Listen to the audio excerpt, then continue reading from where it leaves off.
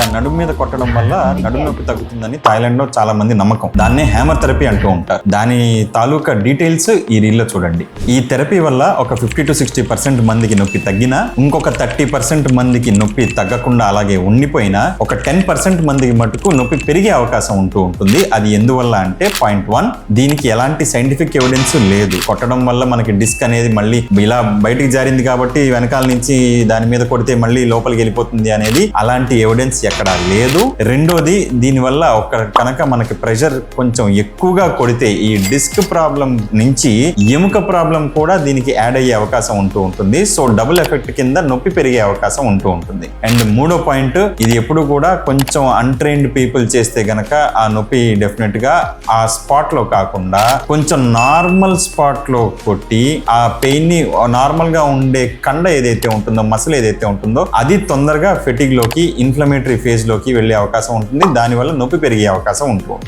So ultimately ఇది ఒక temporary cure అని మాత్రం అనుకోవచ్చేమో కానీ పర్మనెంట్ క్యూర్ అయితే డెఫినెట్లీ కాదు.